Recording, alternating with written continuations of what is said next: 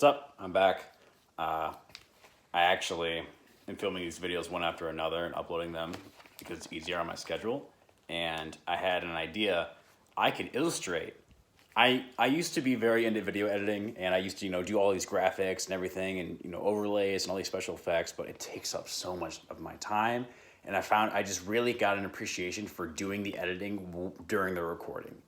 Doing stuff. Hello, cat. Doing stuff while the video is still recording, so you don't have to do it in post-production later, and it solves so many problems. But today we're going back into finances, and I want to talk about go into more in depth in what I invest in and where I put my money, because I used to have all of my money in my savings account in my bank, and that's how I was raised. I was raised to do that. Keep your money in the bank, keep it in there. It's safe in there. It's federally insured or whatever. And because there is a reason why it is insured, if you remember history, you remember the market crash. But just recently, I'd say within the last year, I have probably allocated 90% of my funds, of my money in that account, to other accounts outside. More specifically in things like stocks or real estate, REITs, etc. And I want to go over why I did that, and different programs I use to do that, different platforms. So I don't even know what I'm going to write down. I don't even know why I have this, because I don't really think I need it. But anyway, I'm going to go off with the first one I use, which was the first one I used, and that is, and I'm not sponsored by any of these, by the way, so don't get the wrong idea. Acorns. I don't know if you can see that. The first one I started using was Acorns, and it was the simplest. You literally just download the app, or I don't even know if you can use it on desktop, but download the app, hook up your credentials, your account, you fund a few things. Their whole thing is that you can use roundups on your debit card or credit card to automatically invest. I don't do that anymore because it was kind of cumbersome the way it would invest. So I just straight up put $50 in every week. I've been doing that for almost a year now, I think. And it does work. I've had it for a few years now, and it's given me a couple $100. Depends on how much money you put in, like all stocks. So Acorns was the first one. It's the easiest because it just works entirely in the background. They take out $1 a month because of that's in the program I have right now. I think they might have upped it up to $3, but I was able to keep my $1 a month with the program that I'm in. So it's very cheap. It's the easiest one to start right now. And you can see, so it's just nice because your money's sitting there and it's making more money, way more than it would have getting interest in your savings account in your bank, because the banks rip you off doing that. And so that's Acorns. I would recommend looking into that a lot. The second one I think I had was Robinhood, and I know some of you might cringe when I say that, because Robinhood is not known for the best practices. They are a zero commission trading platform, which is nice. They have an instant deposit feature so that you can invest immediately, even if you don't have the funds transferred to your Robinhood account right away. They still give you $1,000 to use, which is nice, which is why I still use Robinhood, because of that instant trading feature. I do know that they have, during the whole GameStop fiasco, funny enough, I actually started investing seriously about a week before that happened. So I put a bunch of money into the stock market, or maybe 1,000 or two, started playing around with it, and then literally about a week after, the whole market went crazy with the whole GameStop thing, and I was wondering what the heck is going on, this whole hedge fund fiasco. So, but anyway, Robinhood is the next one I use because it was such a simple platform. It was so easy for me to learn how to trade. How trades go, how do stocks fluctuate throughout the day. It was so easy to learn, and that, like I said, the instant deposit feature is very nice, especially when you're trying to trade very fast, or you get some information and you're doing some research and you want to trade right now. So that's the next one. The third one I got, trying to remember. Third one I got would be Fidelity, which is my heavy lifting platform. That's the one I use to. That's the one I have most of my funds in. I have over 10 grand in Fidelity. So Fidelity right there. That's the one, like I said, it's my heavy lifting platform. I have the staple of middle class investing. Bunch of money in index funds. I think it's FSPAX. I can't remember, but just market funds, industry funds that cover a big, wide range of stocks, and they all move slowly but surely. That's the surefire way to make money over, over a few years. You'll make a steady return. That's what that app is for. That's what I use it for. And it does its job. It's not fast, but man, it does its job well, and it's held its own during ups and downs, and it's going to continue to do so. I do play around with a few stocks here and there, but otherwise I just let it. I just put money in there once a month, and I just let it go. That's kind of how a lot of these things work. But Fidelity is a heavy lifting app. Robinhood's the one where I experiment with stuff. Acorns is the one I just do in the background. I guess Acorns has kind of become obsolete, but I still have it. It's just so simple, and it's been there from the beginning. The fourth one I got was actually when I started getting into dividend investing, M1.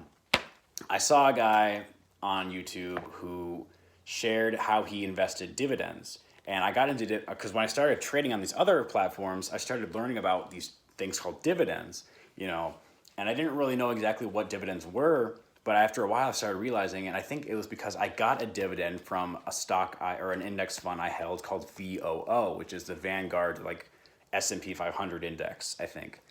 And I got a dividend from it, and I was like, wow, this is great. I'm getting paid literally just to hold my money and do nothing with it. I'm getting paid. It's the easiest money you'll ever make in your entire life.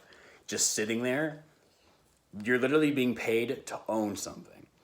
Think of that. That's how easy it is. But albeit they're very small payments, but for each share you get, and not every stock has to pay dividends. They're not forced to pay dividends unless you're talking about a REIT with real estate, but that's a whole different subject. But anyway, I got M1 because I was watching this other guy with his portfolio on there, and he explained how M1 invests, and they make it. M1 is different than the other ones because they will automatically invest for you, kind of like Acorns, except they have a different way of doing it where they have everything set up in like a pie, and each pie you have all of your stocks, and you tell which stocks will make up what percentage of the pie. And so I was able to just literally copy and paste this guy's portfolio because he offered it like that. And I was able to basically have all these different dividend stocks. And this whole portfolio I have set up on M1 is based on passive income and a portfolio with dividend-based companies that are known for paying good dividends. Like 3M is on there. I have Target. I have I think Coca-Cola. I can't remember Coke. I can't remember exactly though.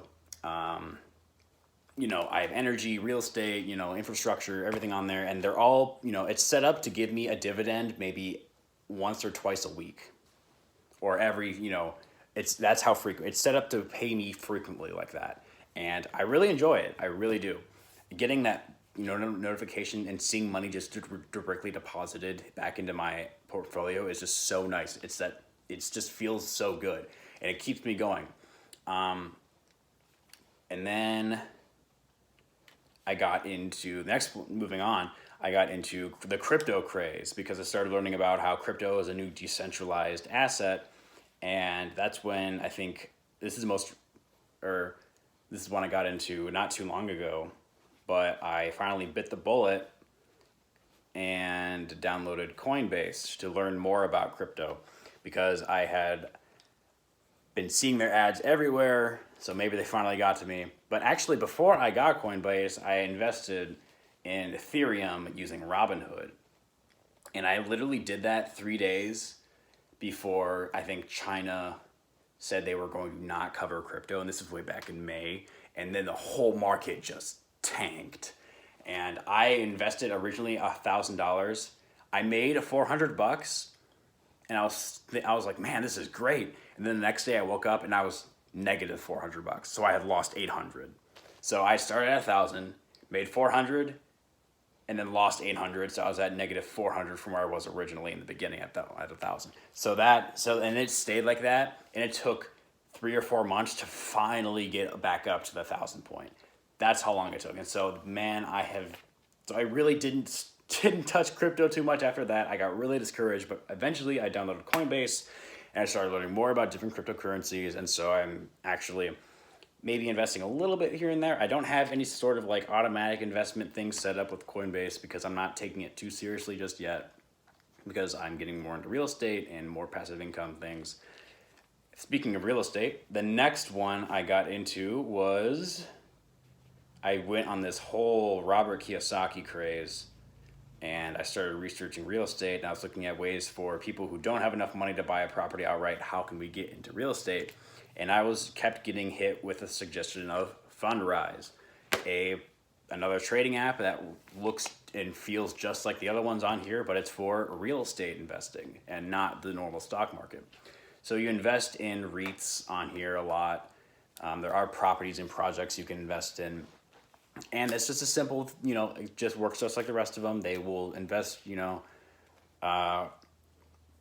just like invest with your money that you put in there, and I'll get dividends back, because REITs are required by law to take 90% of their profits and put them back into the shareholders. So REITs are dividend heavy. They're nice. And they invest in real estate, obviously, not like normal companies. So real estate is different. They fluctuate differently than the other part of the stock market. So they're nice. So I'm using that to kind of dabble a little bit into real estate before I'm wondering if I want to start making my way towards buying a property, which would be way out in the future because I don't have enough money to spend that much right now. But even with just as a down payment, but oh well, hopefully in the future that can change. So I do technically I have Vanguard, but that's kind of just there because I just misspelled. Anyway, but that's something that I've set up through family, so that's just kind of something I don't really have control over much. It's just something that goes on in the background, so I didn't really think I was going to add it on here. But anyway, I have these 7 that I use, and I make money on them. Is it enough to live on my own, to live without a part-time job? No, even though I just kind of like said goodbye to my part-time job. But so I'm starting to take these more seriously. If you want to get into, investing and making money without having to, being your own boss, without having to work a part-time job, I would definitely look into these. Obviously, things like Vanguard, Fidelity are kind of more of like mid-term, long-term heavy lifting apps. Acorns is good for just in the background. Robinhood is good for experimenting and learning. M1 is good for passive income. Coinbase is good for cryptocurrency, learning about it. Fundrise, real estate. And yeah, that's what I use. Like I said, I'm probably just gonna keep with it and see how it goes. So that's it for right now. Yeah, I'll keep you guys updated to see how these things go. So try it out.